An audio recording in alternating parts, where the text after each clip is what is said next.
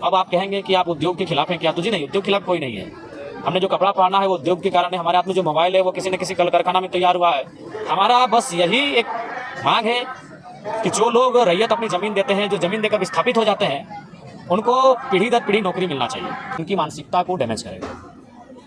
गोलीकांड नहीं हुआ था झारखंड राज्य में। हमें लगता है कि वो गोलीकांड 2024 में भी होगा, बस थोड़ा सा पैटर्न बदला है। हमें भी अपने घर परिवार को देखने की आवश्यकता थी। शायद इस बार जो 2024 का चुनाव हुआ इसमें 81 में, शायद मैं कंफर्म नहीं हूँ, शायद मैं पहला कुंवारा विधायक हूँ, तो शायद हम अपने परिवार के बारे में सोचते हैं, हम अपना जीवन संगिनी के बारे में सोचते हैं, लेकिन वो सब छोड़ के हम एग्रेशन की बात करते हैं।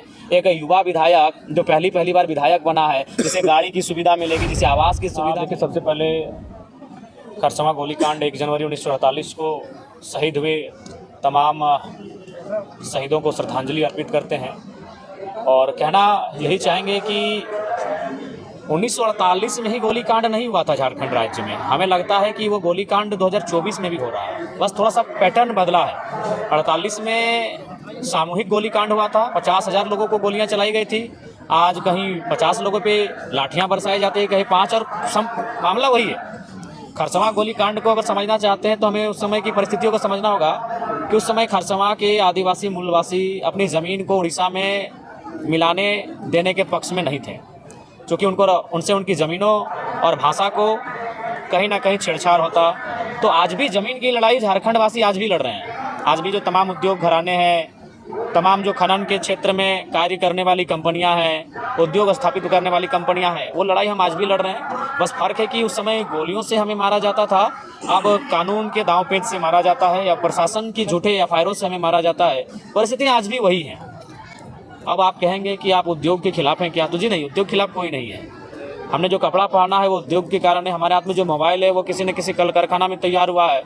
हमारा बस यही एक मांग है कि जो लोग रैयत अपनी ज़मीन देते हैं, जो ज़मीन देकर विस्थापित हो जाते हैं, उनको पीढ़ी दर पीढ़ी नौकरी मिलना चाहिए। इसलिए मिलना चाहिए क्योंकि वो ज़मीन उनके पिताजी करते थे, पिताजी से पहले दादाजी करते थे, दादाजी से पहले दादाजी करते थे। तो उस ज़मीन को जब हम उद्योग को दे रहे हैं, उद्योग के घरानों को दे रहे हैं, तो एक नियम ये होना चाहिए कि जब तक वो उद्योग वहाँ खड़ा रहेगा, चाहे वो टाटा रहे, टिस्को रहे, या BCCL रहे, CCL रहे, या कोई कंपनी रहे, जब तक वहाँ उद्योग का और कंपनी का कार्य होगा, तब तक 3rd और 4th ग्रेड की नौकरी ज़मीन देने वाले रैयत परिवार को मिलना चाहिए। जो खरसवां गोलीकांड हुआ, इस गोलीकांड के जो शहीद हुए, जो सपनों का झारखंड सोचा गया था, वो कहाँ तक हद तक? नहीं, बिल्कुल नहीं। हमें लगता है 1% भी अगर पूरा हुआ हो तो खरसवां गोलीकांड बिल्कुल वो सपना आज भी अधूरा है। जिस उम्मीद के साथ झारखंड के लोगों ने शहादत दिया है, शहादत देने का ही मतलब था सुशासन की व्यवस्था। सुशासन की व्यवस्था मतलब हमारी अपनी पारंपरिक व्यवस्थाएं हैं, लेकिन आज विशेषकर कोल्हान में आप अक्सर देखते हैं जिस प्रकार की समस्याएं सामने आती हैं, जिस प्रकार से दमन किया जाता है, तो सुशासन व्यवस्था आज भी नहीं है। और जो लड़ाई थी वो सुशासन व्यवस्था की लड़ाई थी, वो लड़ाई हक अधिकार की थी, और हमें लगता है कि आज पुनः उस लड़ाई को आत्मसात करने की आवश्यकता है। पेशा कानून के बारे में बार बार बात होता है, अभी फिर से जो ये बात उठ रहा है, पेशा कानून पर आप क्या पक्ष रखते हैं? बिल्कुल, पेशा कानून ही मजबूत करेगा जो आदिवासियत परंपरा है, जो आदिवासियत रीति रिवाज है।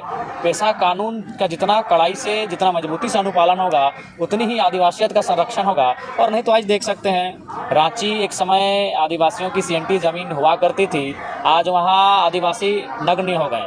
धनबाद, बोकारो, ऐसे बहुत सारे जगह हैं जहाँ आदिवासी मूलवासी लोग बस बसाव था उनका उस भौगोलिक सीमा में, आज वो विस्थापित हो चुके हैं। कहीं डैम बनने से, कहीं उद्योग बनने से, तो कहीं अन्य राज्यों के लोगों के प्रभाव से वो धीरे धीरे अपने गांवों को छोड़कर सीमित हो गए हैं, संकुचित हो गए हैं। तो पेशा कानून जैसे कानूनों को कड़ाई से अनुपालन ही आदिवासियत संस्कृति का संरक्षण करवाए।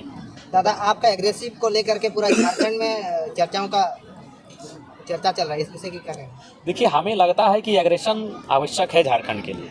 अगर मान के चलिए आप नियम से, चरणबद्ध तरीके से अगर झारखंड में काम हो जाता तो एक यूथ लड़कों को एग्रेशन करने की ज़रूरत नहीं थी। हमें भी अपने घर परिवार को देखने की आवश्यकता थी।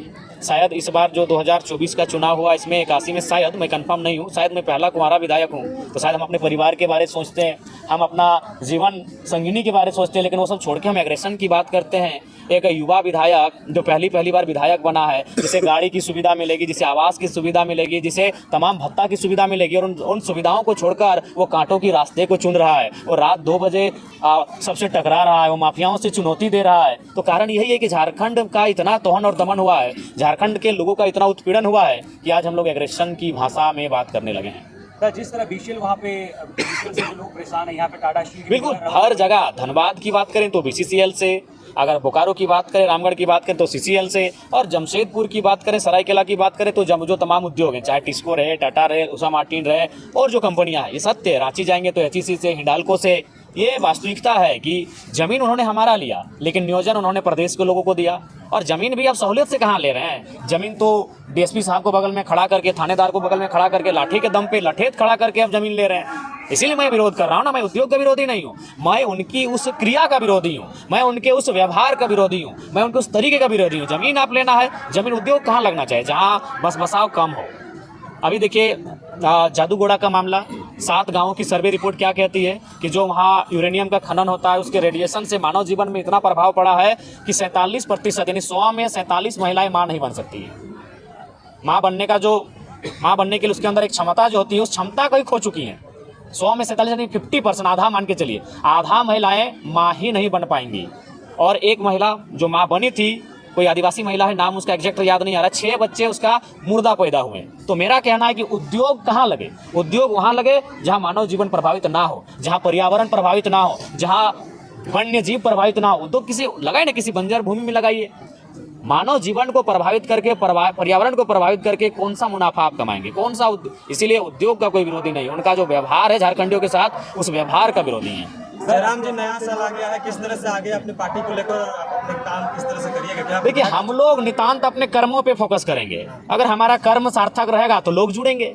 हम लोग वो ये कैंप मैंने बाकी लोग राजनीतिक पार्टियों की तरह जिस प्रकार लोग जोड़ते हैं, उस व्यवहार से हम लोग नहीं जोड़ेंगे। हम अपना कर्म पे केंद्रित करेंगे। ब्लॉक का मामला रहेगा, हम लोग ब्लॉक में आवाज़ बुलंद करेंगे। जिला का मामला रहेगा, हम लोग जिला में आवाज़ बुलंद करेंगे। विस्थापन का मामला रहेगा, हम लोग विस्थापन पे बात करेंगे। और लोगों को यदि लगेगा कि हमारी लड़ाई सार्थक है, हमसे जुड़ेंगे, नहीं लगेगा नहीं जुड़ेंगे। तो जिस तरह गुजरात मॉडल के दम पर पीएम नरेंद्र मोदी जी पीएम बने, क्या डुमरी मॉडल वो देखने को मिलेगा 5 साल का? क्या आप लोग का फोरकास्ट जी, है? डुमरी मॉडल बिल्कुल देखने को मिलेगा और उसके लिए हम लोग बहुत सारी योजनाओं को बेहतर सिस्टमेटिक तरीके से लाने के लिए चरणबद्ध हैं। और बिल्कुल डुमरी मॉडल को हम लोग आने वाले 5 सालों में झारखंड में एक एग्जाम्पल के तौर पे प्रस्तुत करेंगे। जयराम जी, डेट बदल जा रहा है, कैलेंडर बदल जा रहा है, लेकिन रोजगार की मुद्दा वही है, स्टूडेंट वही सड़कों पे है अभी भी। क्या कहिएगा इसको लेकर? नया साल में कुछ संदेश देंगे छात्रों को लेकर, कुछ करिएगा? देखिए, हम तो स्पष्ट कहेंगे, राज्य सरकार को आपके माध्यम से संदेश देंगे कि जब तक खतियान के आधार पे स्थानीय नीति, स्थानीयता के आधार पे नियोजन नीति और पिछड़ों के आरक्षण में संशोधन, जब तक इन विषयों को इम्प्लीमेंट नहीं करती है और अगर कोई नियोजन लेती है तो उसमें क्या होगा कि झारखंडियों के साथ सरासर अन्याय होगा।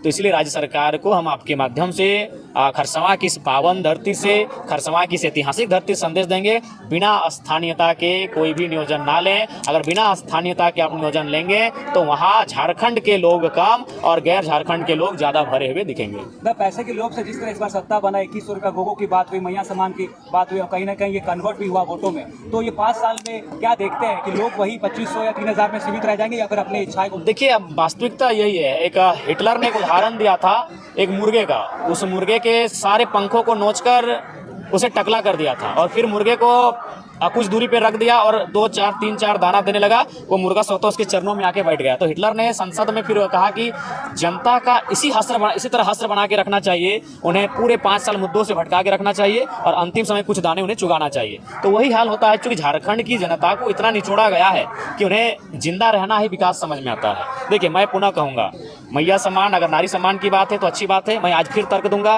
45 से 50 वर्ष की जो महिलाएं हैं उससे ऊपर जो है उनको आप ये सम्मान दें। लेकिन अगर आप 18-20 साल की बालिकाओं को सम्मान देते हैं तो उस मेहनत के साथ 2000 रुपये जो कमा रहे हैं उनको एक धक्का लगेगा। आप किसी को फ्री में अगर 2000-2500 रुपये देते हैं और जो लोग अपना हाड़तोड़ मेहनत के साथ जो युवा 2000-2500 रुपये दिन महीना का कमा पाते हैं, उनकी मानसिकता को डैमेज करेगा। ठीक है, थैंक यू।